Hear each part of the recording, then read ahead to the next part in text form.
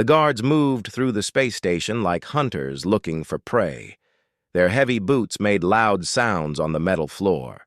Their armor was black and covered their whole bodies. They checked every room, every corner, every shadow. Nothing escaped their attention. Galactic Station Kepler was the biggest trading post in this part of the galaxy. Ships from 100 different worlds came here to trade, to talk, and sometimes to argue. The station was shaped like a giant wheel spinning slowly in the darkness of space. Thousands of beings lived and worked here. Today, those beings were nervous. The Valorian Confederacy had sent their best security team. The Valorians were tall, covered in hard scales that changed color when they were angry or scared. Right now, the scales of every guard showed a deep red. They were on high alert. Commander Drassic led the inspection team. He was older than the others, and his scales had turned gray at the edges. He had been doing this job for 30 years. He knew how to find hidden things. He knew how to spot lies. And he knew that humans were the strangest species in the galaxy. The human ship had docked 2 hours ago. It was a small vessel called the Swift Current, nothing special to look at. The crew was only 12 people. They said they were here for a simple supply run, but Drassic did not believe in simple anything when humans were involved. He stood outside the docking bay and watched his guards prepare. 6 of them would search the ship. 6 more would search the crew. Standard procedure. Nothing unusual, but something felt wrong to Drassic. He could not explain it. He just knew. Inside the docking bay, the human crew waited in a line. They wore the same clothes that all human space crews seem to wear these days. Dark pants, gray shirts, and those strange hooded jackets they called hoodies. Drassic never understood why humans liked those jackets so much. They had no armor value. They provided no protection. They were just soft cloth with a pocket in the front and a hood that could cover the head. The leader of the human crew was a man named Jake Morrison. He was not tall by human standards, but he stood straight and looked directly at the guards without fear. His hair was brown and cut short. His eyes were calm. He had the look of someone who had seen trouble before and had learned how to handle it. Next to Morrison stood a young woman with red hair. Her name tag said Webb. She looked nervous, and she kept glancing at Morrison as if she was waiting for him to do something. Behind her was an older man with dark skin and gray at his temples. His name tag said Ortiz. He looked tired, like he had not slept well in many days. Drassic walked toward the humans. His guards fell in behind him, their weapons not drawn but ready. "I am Commander Drassic of the Valorian Security Force," he announced. "This station is under diplomatic alert. All visitors must submit to full inspection. You will cooperate, or you will be detained." Morrison nodded slowly. "We understand, Commander. We have nothing to hide. We are happy to cooperate." Drassic did not like that answer. In his experience, people who had nothing to hide did not say they had nothing to hide. They just let you search and got annoyed when you took too long. People who said they had nothing to hide usually had something very important to hide. He gestured to his guards. "Begin the search. Check everything. Miss nothing." The guards moved with speed and skill. 2 of them entered the Swift Current and started going through every compartment. Others began scanning the cargo containers that the humans had unloaded. The remaining guards approached the crew members one by one, running detection devices over their bodies. The devices could find weapons, explosives, chemicals, and electronic signals.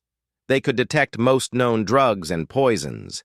They could identify biological materials that did not belong to the person being scanned. They were very good machines. But they were not perfect. The guard scanning Morrison paused. He looked at his device, then looked at Morrison, then looked at his device again. "Commander," he called out, "there is something strange here." Drassic walked over. He looked at the screen. The device showed Morrison's body heat, which was normal for a human. It showed his heartbeat, which was slightly fast but not unusual for someone being searched. It showed the metal buttons on his pants and the small communicator in his pocket. But it also showed two small heat signatures pressed against his chest. They were warm, warmer than a human should be in those spots. And they were moving slightly, rising and falling in a rhythm that did not match Morrison's breathing. "What is that?" Drassic demanded. Morrison's face did not change. His voice stayed calm. "It is nothing dangerous, Commander. I give you my word." "Your word means nothing to me. Open your jacket." Behind Morrison, the woman named Webb took a small step forward. The man named Ortiz put a hand on her arm to stop her. The other crew members had gone very still, watching and waiting. Morrison looked at Drassic for a long moment. Then he slowly reached for the zipper of his hoodie. "I need you to understand something first," Morrison said quietly. "What you are about to see, it is not what you think. I can explain everything, but I need you to stay calm." Drassic felt his scales shift to a brighter red. He did not like being told to stay calm. He especially did not like being told to stay calm by a human who was clearly hiding something. "Open it," he said. "Now." Morrison pulled down the zipper. The hoodie fell open, and Drassic saw something that made no sense at all. Two small faces looked up at him from inside the jacket. They had golden eyes and spotted fur. They had tiny ears that twitched at the light. They had small pink noses that wiggled as they sniffed the air. They were Kithaeron cubs, and they were supposed to be the enemy. 5 days before the inspection, the swift current had been flying through empty space near the Kithaeron border. This was not a safe place to be. The Kithaerons and the Valorians had been enemies for 200 years. They did not fight open wars anymore, but ships sometimes disappeared in this region. Nobody asked too many questions about it. Jake Morrison sat in the captain's chair and watched the stars move slowly past the window. His crew was small but good. They had been together for 3 years now, running cargo and passengers between stations. It was honest work. It was quiet work. Morrison liked it that way. His first officer, Clara Webb, came onto the bridge with a cup of coffee. She was young, only 26, but she was smart and quick and never complained about long shifts. Morrison trusted her more than most people in the galaxy. "Quiet night," she said, sitting down at her station. "Too quiet," Morrison replied. He did not know why he said it. Something about the darkness outside felt heavy, like it was waiting for something to happen. The ship's computer made a sound.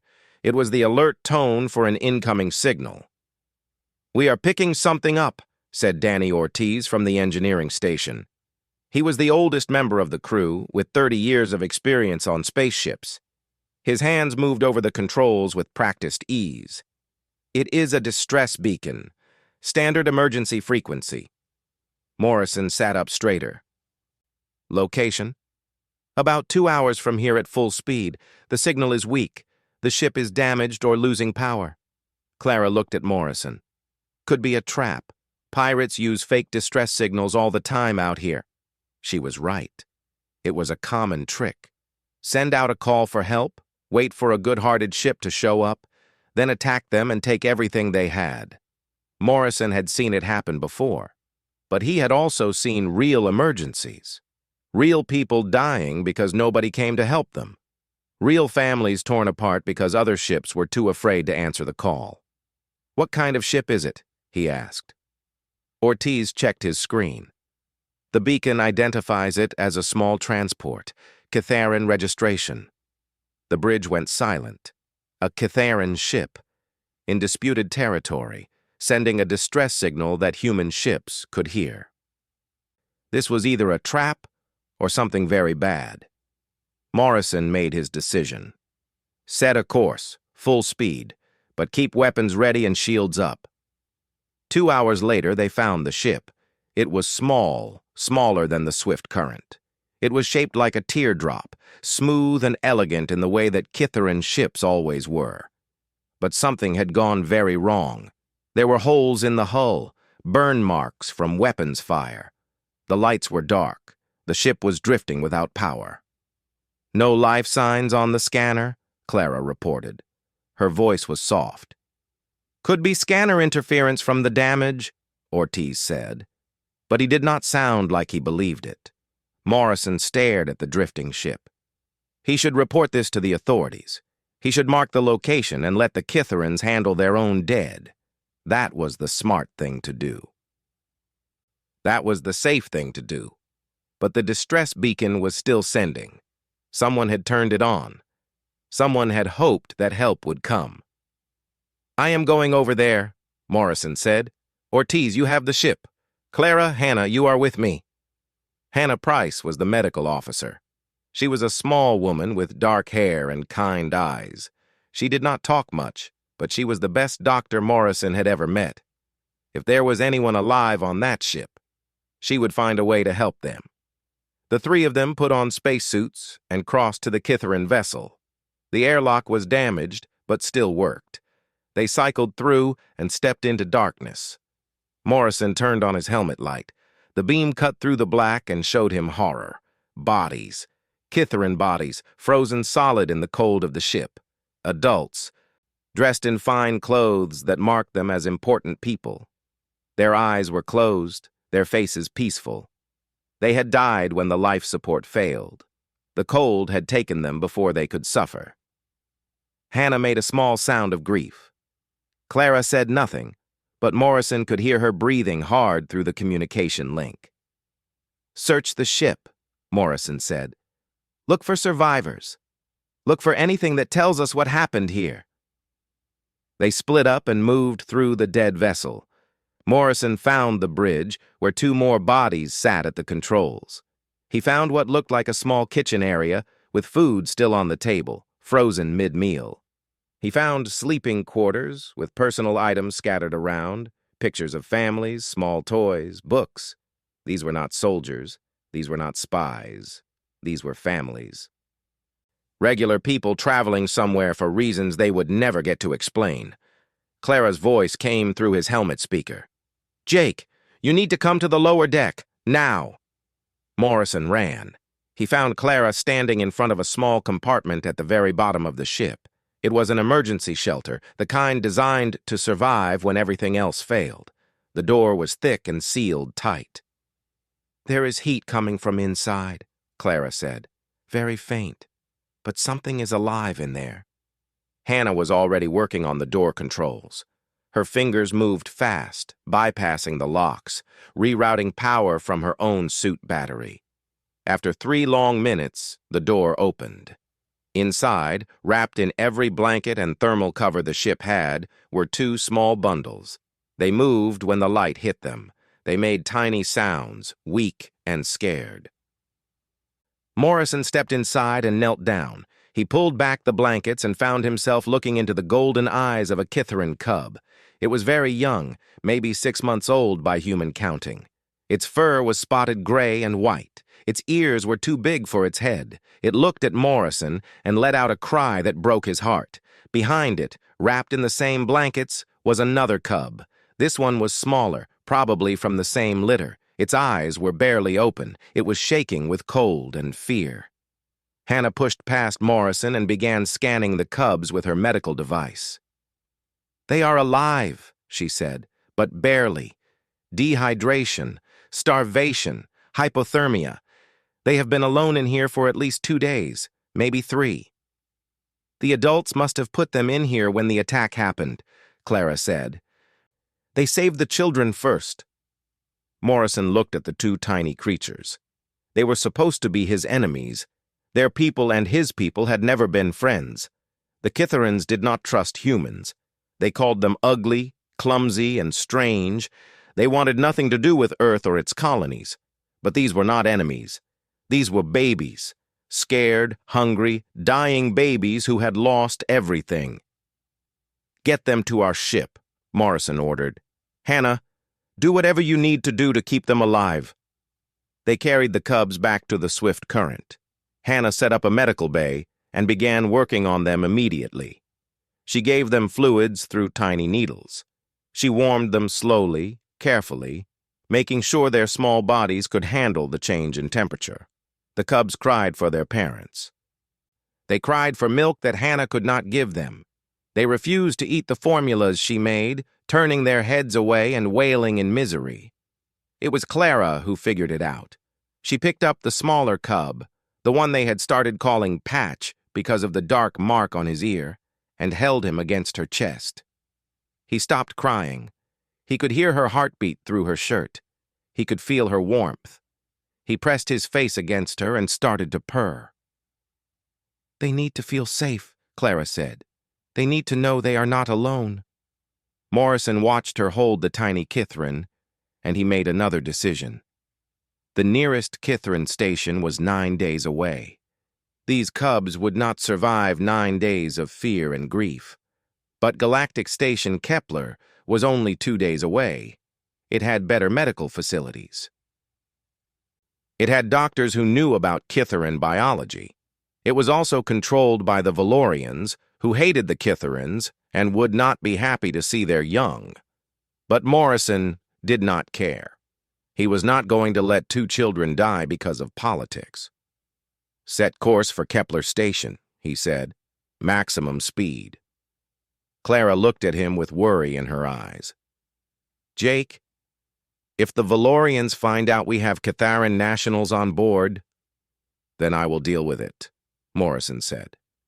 He reached down and took the larger cub, the female they called Mira, and held her gently against his chest. She was so small. Her claws pricked through his shirt but did not hurt. She smelled like dust and fear. She looked up at him with those huge golden eyes and meowed. "I will keep you safe," he told her. "I promise." He did not know then how hard that promise would be to keep. Commander Drassic stared at the 2 small faces looking up at him from inside the human's jacket. His mind tried to understand what he was seeing. His training told him this was wrong. Everything about this was wrong. Catharan cubs, on his station, carried by a human, hidden in a jacket like they were nothing more than pets. His hand moved to his weapon without thinking. All around the docking bay, his guards did the same. The sound of 6 rifles being raised filled the air like thunder. "Do not move," Drassic said. His voice came out harsh and loud. "Nobody moves."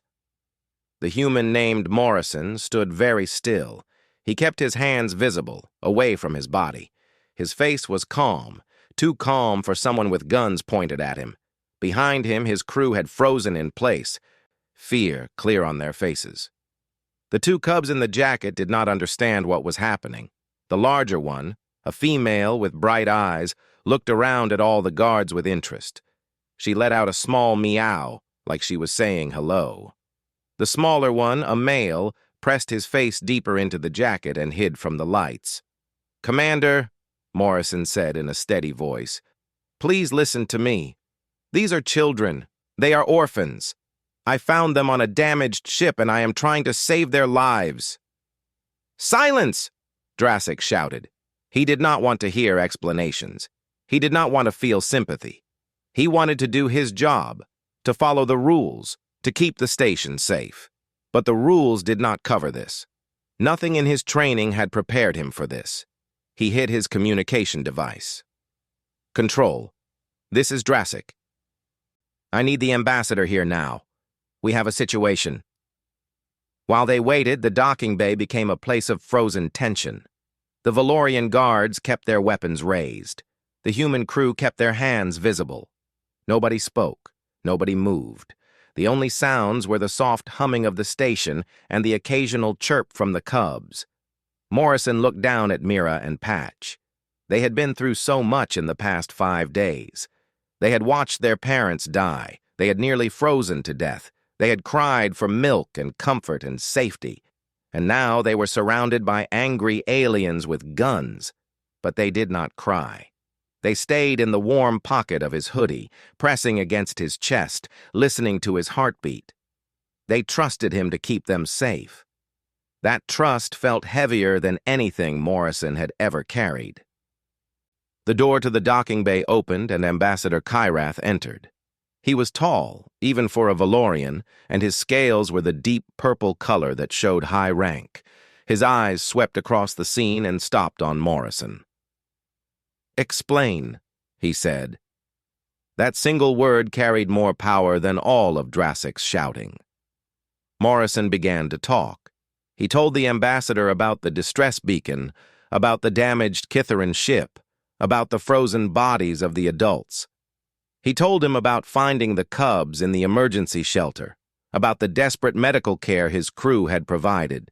He told him about the journey to the station, about the cubs bonding to the humans who saved them. As he spoke, he reached into his pocket and pulled out a small device.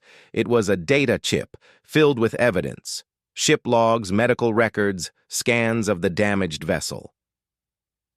Everything a court would need to see that this was a rescue, not a kidnapping. "I did not want to cause a diplomatic problem," Morrison finished. "I wanted to save 2 lives. That is all." Kirath took the data chip and examined it. His face showed nothing of what he was thinking. Valorians were good at hiding their emotions when they wanted to. "You realize," the ambassador said slowly, "that the Kithaeron Empire will not see it this way. They will say you took their children. They will demand blood justice. War could come from this." "Then let them talk to me," Morrison said. "Let them see the cubs, see how healthy they are, hear what happened. I have nothing to hide." Kirath made a sound that might have been a laugh or might have been a growl. "You humans, you think truth matters. You think good intentions are enough. You do not understand how the galaxy really works?" He turned to Drassic. "Take them to a holding room. Keep guards on them at all times. Touch nothing and harm no one until I decide what to do." The guards moved forward to escort the humans. But when one of them reached for Morrison's arm, Mira poked her head out of the pocket and hissed. It was a tiny sound, not scary at all, but the guard jumped back like he had been burned. "The cubs stay with me," Morrison said firmly. "They will not eat unless I hold them. They will not sleep unless they hear my heartbeat. If you take them away, they will die of stress before any diplomat can argue about them." Kirath studied the human for a long moment. Then he looked at the cubs, who had both emerged from the pocket now. They sat in Morrison's arms, small and fragile and completely dependent on this strange creature who had saved them. "Fine," Kirath said at last. "Keep them. But know this, human. If anything happens to those cubs while they are on my station, I will hold you personally responsible. And Valorian justice is not gentle." The holding room was small but clean.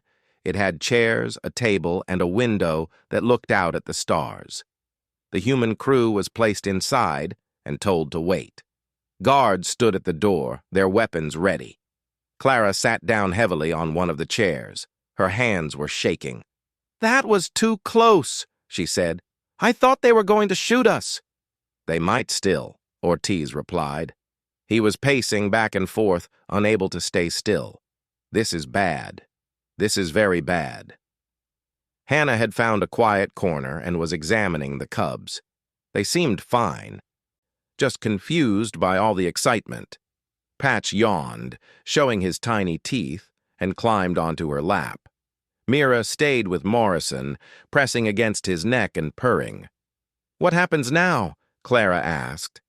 Morrison shook his head. "I do not know. We wait. We see what the Kithaerons say when they hear about this. And if they say we kidnapped their children?" Morrison looked down at Mira. Her eyes were closed now, and her breathing was slow and peaceful. She had fallen asleep, safe in his arms, trusting him completely. "Then I tell the truth," he said, "over and over as many times as I need to. The truth has to matter. It has to." Clara wanted to believe him, but she had seen how the galaxy worked. She had seen good people punished for doing the right thing. She had seen lies win over truth because lies were easier to accept. She looked at the small Kithaeron cub sleeping in her commander's arms and felt her heart break a little. These children deserved better than to be chess pieces in a political game. They deserved a home, a family, a future. But the galaxy did not care what children deserved. The galaxy only cared about power and fear and the endless dance of enemies pretending to be civilized. 3 hours passed. Food was brought, but nobody was hungry. The cubs were fed their formula, and they drank it eagerly, little paws kneading against the bottle. Water was offered and accepted. Time crawled by. Then the door opened, and Ambassador Kyrath entered with a look on his face that made everyone stop breathing. "We have made contact with the Kitharan Empire," he said. "A representative wishes to speak with you. I warn you now, human. This conversation will decide your fate. Choose your words very carefully." He stepped aside, and a holographic projector hummed to life. A shape formed in the air, becoming clearer and brighter until it was impossible to look away. A Kitharan stood before them, but not just any Kitharan. This one wore golden armor and had markings around her eyes that glowed with power. Her fur was pure silver, the color of age and wisdom. Her presence filled the room like a wave. Morrison recognized the symbols she wore. Every spacer knew them. This was the High Matriarch of the Kitharan Empire, the ruler of a civilization that had conquered 100 worlds, the most powerful being in this part of the galaxy, and she was looking directly at him. "Human," she said, and her voice was like distant thunder. "Show me what you carry." Morrison stood up slowly.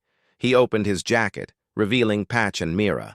They blinked at the holographic light, curious and unafraid. The High Matriarch went completely still. For a long moment she did not speak, did not move, did not seem to breathe. Then she said something in Kitharan, a single word that the translator could not process, and Morrison saw something he never expected to see. The most powerful ruler in the galaxy had tears in her eyes. The High Matriarch's tears lasted only a moment. She blinked them away and straightened her shoulders, becoming once again the powerful ruler that the galaxy knew and feared.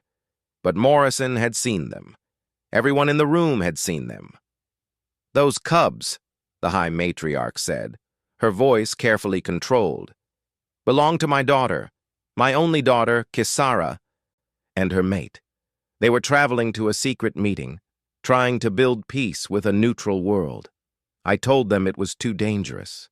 I told them to send someone else." She paused, and something dark passed across her face. They did not listen. Parents rarely listen when they think they can make the galaxy better for their children. Morrison felt the weight of what he was hearing. These were not just any orphans. These were royal cubs, the grandchildren of the most powerful Kitharan alive. "Your Highness," he said carefully, "I am sorry for your loss. Your daughter and her mate died bravely. They saved these cubs before they saved themselves. We found them in an emergency shelter, wrapped in every blanket on the ship." The High Matriarch's eyes locked onto his. "Tell me everything. Leave nothing out." So Morrison told the story again. He spoke slowly and clearly, giving every detail he could remember. The distress beacon, the damaged ship, the frozen bodies, the tiny cubs crying in the darkness, the desperate journey to keep them alive. As he spoke, Patch woke up and climbed out of the hoodie pocket. He sat on Morrison's shoulder and watched the glowing figure of the High Matriarch with wide eyes. He did not seem afraid. He seemed curious, like he was trying to remember something important. When Morrison finished his story, silence filled the room. Ambassador Kyrath stood rigid, his scales flickering between colors as he processed what he had heard. The Valorian guards had lowered their weapons, though they still watched everything closely. The High Matriarch finally spoke. "I have questions." "I will answer anything," Morrison said. "The ship that attacked my daughter. Did you see any markings? Any identification?" Morrison shook his head. The damage was severe. Most of the outer hull was burned or torn, but the attack pattern was professional. Whoever did this knew exactly where to hit to disable life support while leaving the distress beacon active. So they wanted the ship to be found, the High Matriarch said. Her voice had gone cold and hard. They wanted us to see our dead. This was not just murder. This was a message. Yes, Morrison agreed. I believe so. And you, human? Why did you answer the beacon? You were in dangerous space, near borders that your people usually avoid. You had no reason to risk your ship and crew for strangers. Morrison thought about the question.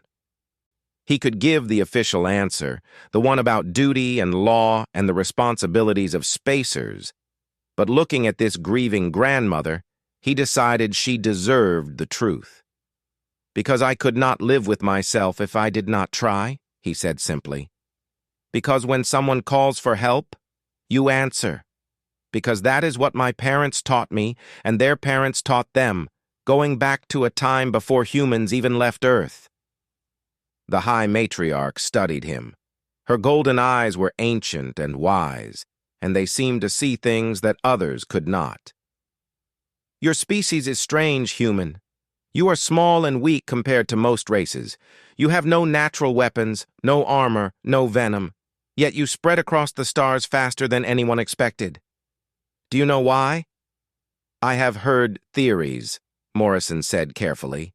The theories are wrong. We have watched your kind for 2 centuries. We have studied you, tested you, tried to understand what makes you dangerous, and we finally know the answer. She leaned forward, and her holographic form seemed to grow larger and more intense. You are dangerous because you care. You form bonds with anything and everything. You will risk your lives for creatures you have never met. You adopt species that would eat you if given the chance and call them pets. You raise the children of your enemies and love them as your own. Morrison said nothing. He felt Mira stir against his chest, making soft sounds in her sleep. My advisors tell me this is weakness, the High Matriarch continued.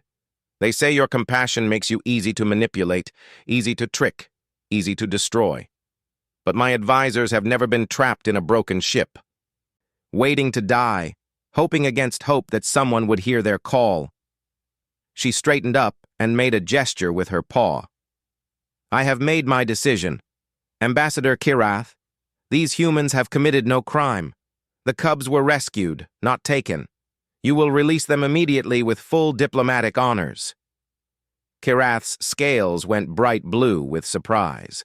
Your Highness, with respect, this is a serious breach of protocol. The humans brought Kitharan nationals into Valorian space without permission. There must be consequences. The consequence is that 2 children of my blood still breathe, the High Matriarch said sharply. The consequence is that my grandchildren will grow up instead of freezing in the darkness. Do you truly wish to punish the humans for that? The ambassador fell silent. He knew when an argument was lost. The High Matriarch turned back to Morrison. Human, Jake Morrison, I have a request for you. Name it, Morrison said. My grandchildren have bonded to you. I can see it in how they rest against you, how they respond to your voice, how they trust you when they trust nothing else in this cold galaxy. In Kitharan culture, such bonds are sacred. They are not broken easily. She paused, and for just a moment, the powerful ruler disappeared. In her place was just a grandmother who had lost her daughter and feared for her grandchildren. I am asking you to stay with them, not forever, but for now. Come to Kitharan space. Let them grow strong in your care until they are old enough to understand what happened to them. Let them know that not all aliens are enemies, that not all strangers mean harm. Morrison felt his breath catch in his chest. He looked down at Mira, who had woken up and was watching him with those huge golden eyes. He looked at Patch on his shoulder, who had started purring just from hearing his voice. These cubs had lost everything. Their parents, their home, their whole world.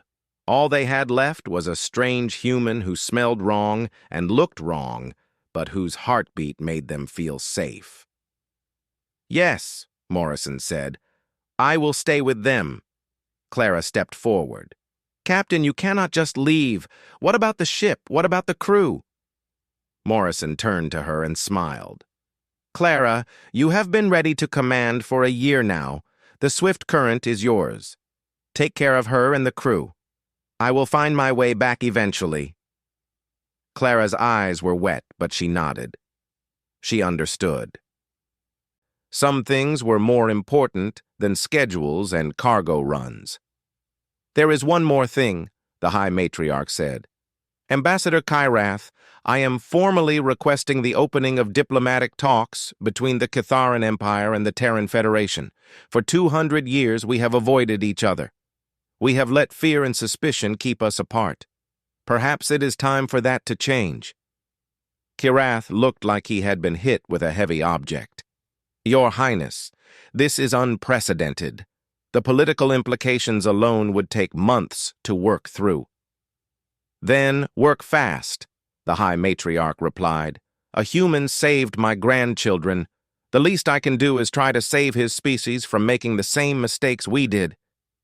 She turned back to Morrison one last time. "I am sending a ship to collect you and the cubs.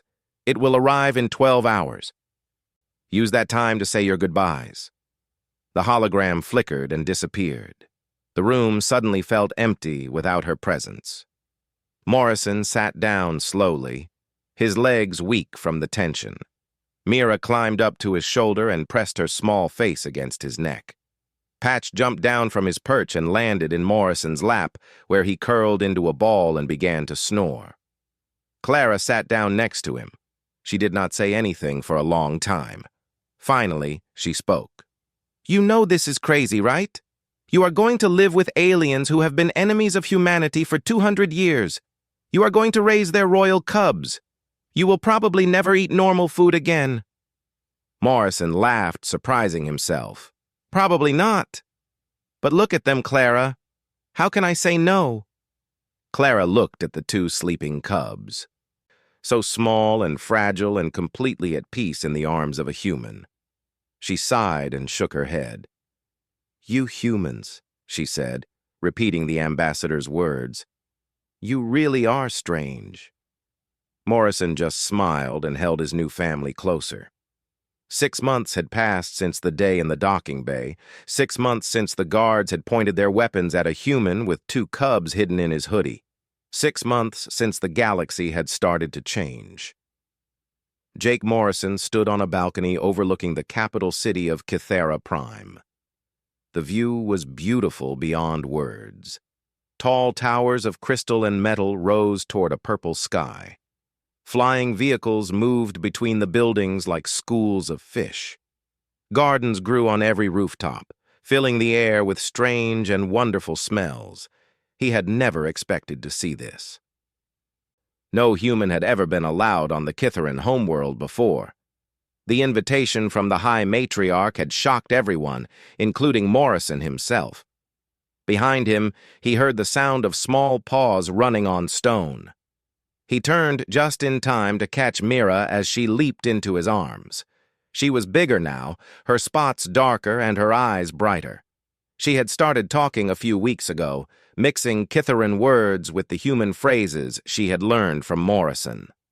"Papa Jake," she said, using the name she had chosen for him. "Patch is being mean." Patch came running around the corner a moment later.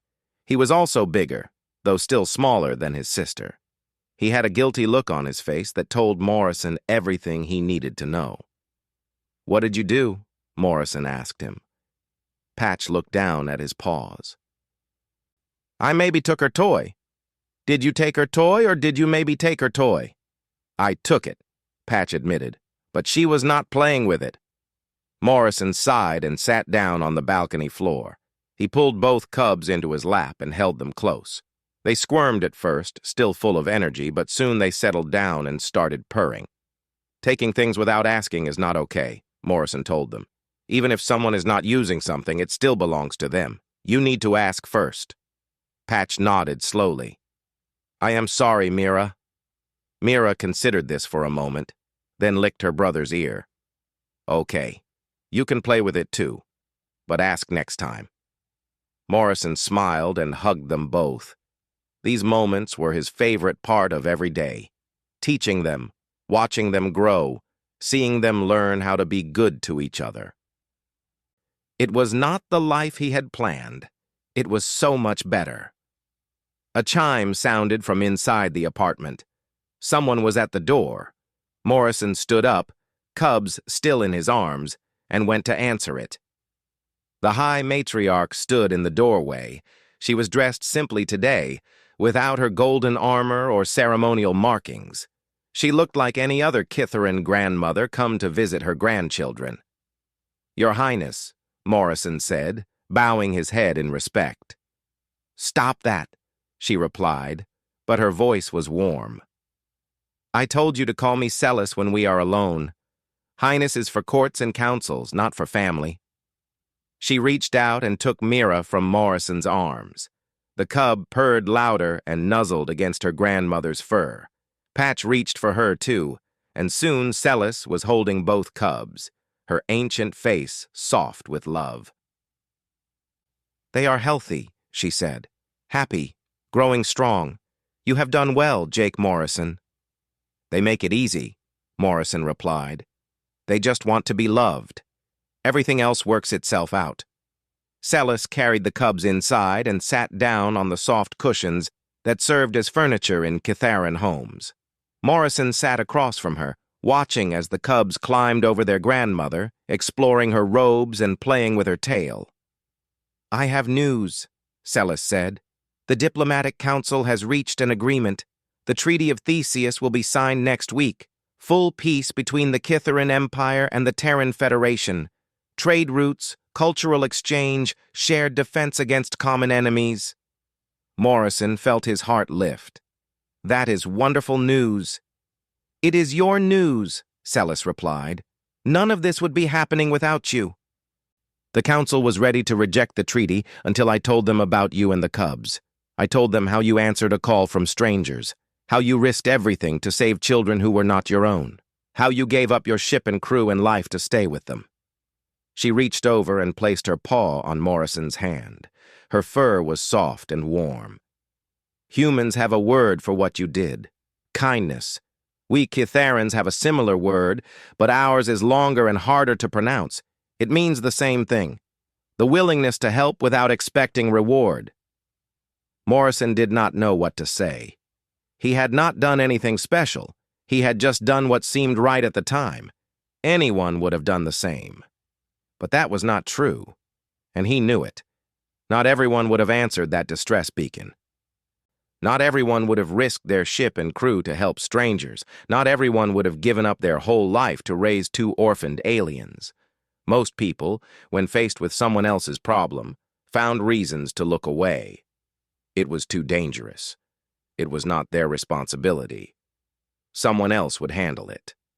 The excuses were endless and always available. Morrison had chosen not to use them. That choice, that simple decision to help when help was needed, had changed everything. "The treaty signing will be held on Galactic Station Kepler," Celis continued. "I want you and the cubs to be there. The galaxy should see what started this peace. They should see the human who carried Kitharan children against his heart and refused to let them die." "I would be honored," Morrison said. The day of the treaty signing arrived with clear skies and bright stars. The station had been decorated for the occasion, with flags from both the Kitharan Empire and the Terran Federation hanging side by side.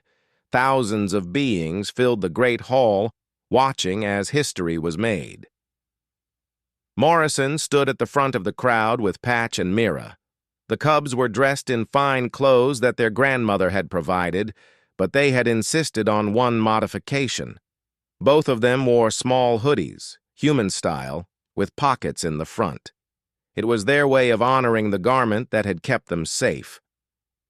The high matriarch walked to the signing table, followed by the human ambassador, a woman named Lisa Green, who had spent 30 years working toward this moment. They sat down together, equals in the eyes of the galaxy. Before they signed the papers, Celis stood and addressed the crowd. For 200 years, my people have feared humans. We did not understand them. Their ways seemed strange, their emotions unpredictable. We kept our distance because we did not know how to be close. She turned and looked directly at Morrison. 6 months ago, a human captain found my grandchildren dying in a broken ship. He could have left them there. He could have called for help and waited for someone else to solve the problem. Instead, he gathered them up, held them against his chest, and refused to let go. Her voice grew stronger, filling the great hall. He did not do this for reward. He did not do this for fame or power or political advantage. He did this because he saw 2 scared children and could not bear to let them suffer alone. That is what humans are. That is what they have always been. And it is time we stopped fearing them and started learning from them. She turned back to the table and picked up the signing tool. This treaty is not just about politics and trade routes. It is about choosing connection over fear. It is about seeing strangers as potential friends instead of potential enemies. It is about becoming better than we were. Lisa Green signed first, her hand steady and sure. Then Celis added her mark, the ancient symbol of the Kithran Empire joining with the seal of Earth. The crowd erupted in cheers. Kitharans and humans and a dozen other species applauded together, celebrating a peace that had seemed impossible just a year ago. Mira tugged at Morrison's sleeve. "Papa Jake, why is everyone making so much noise?" Morrison knelt down and gathered both cubs into his arms. They were getting too big for this, really, but they still fit. They would always fit. "They are happy," he told her. "They are happy because we are all going to be friends now." "That is good," Patch said seriously. "Friends are important." Morrison laughed and hugged them tighter. "Yes, they are. Friends are the most important thing in the galaxy." Later, when the ceremonies were done and the crowds had gone home, Morrison stood once again at a window looking out at the stars. Mira and Patch were asleep in their room, exhausted from the excitement of the day. Celis came to stand beside him. "Thank you," she said quietly. "For what?" "For answering that beacon. For saving my grandchildren. For being exactly what the galaxy needed, even when you did not know it." Morrison shook his head. "I just did what anyone would do." "No," Celis replied firmly. "You did what humans do. And that, Jake Morrison, is something far more rare and far more precious than you understand."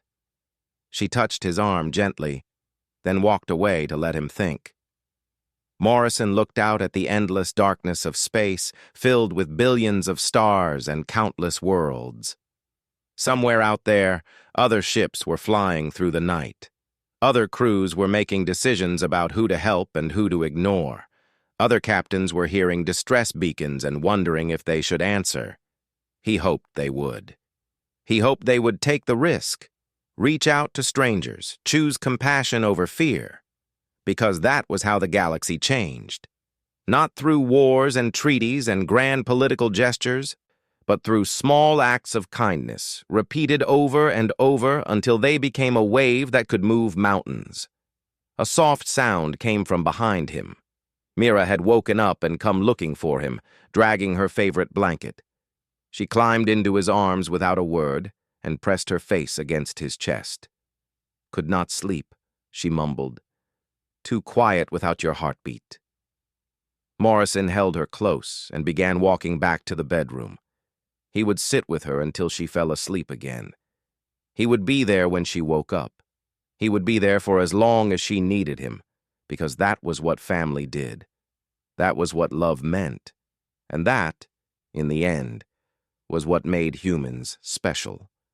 Not their weapons or their ships or their clever technology. Just their stubborn, reckless, wonderful insistence on caring about each other. The galaxy was a big, cold, dangerous place, but it was a little warmer now than it had been before. And it all started with 2 small cubs, peacefully napping inside a human's hoodie.